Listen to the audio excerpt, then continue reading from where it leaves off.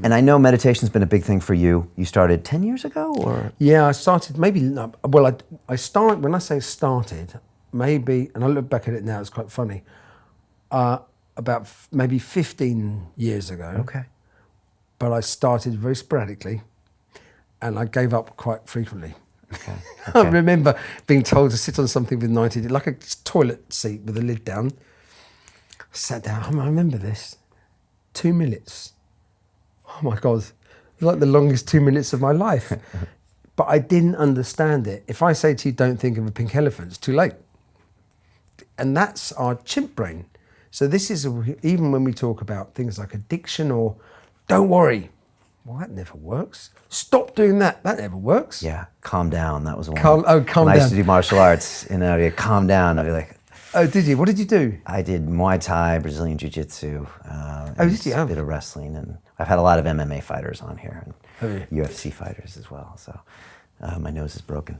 But I used to be in the boxing ring, and I would just be so tense, and he'd be like, relax, relax, relax, and I couldn't relax when you tell me to relax. I kickboxed for about 17, 18 years, and I did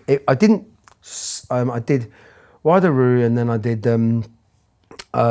a little bit of Kung Fu, but not much. Then I did Savat, but I didn't really realise it was called Savat at the time. I fell into this full contact club and loved it. It's like a French free fighting, right? Yeah. It's like some of the original MMA guys were Savats. Guys used to fight in Japan and things like that. So I all the movements they're very short, sharp.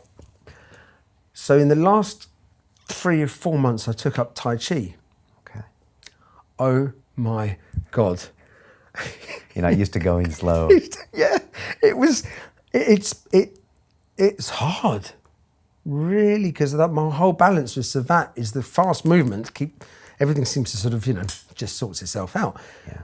Slow everything down.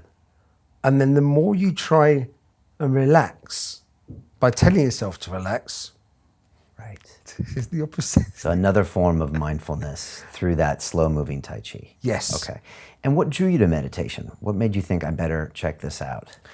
I've been seeing actually a Buddhist guy, a coach who'd been coaching for years, but I met him at the gym once, and we started talking about just generally working on ambitions and things I'd like to, maybe 25 years ago. And I'd never heard of, I didn't really know much about any of that world. It just so happened that he was at the gym and we started chatting.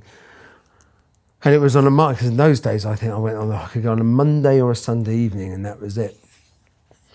And he said, oh yeah, maybe do you fancy a chat on the telephone? I remember I called him after service one night, and we were sort of chatting through some of in those days I had a lot of guilt issues I had to be the first into work and the last out, and dealing with that, and the frustrations of wanting to drive things forward, and nothing was ever quick enough, and so it was part of that process. Okay.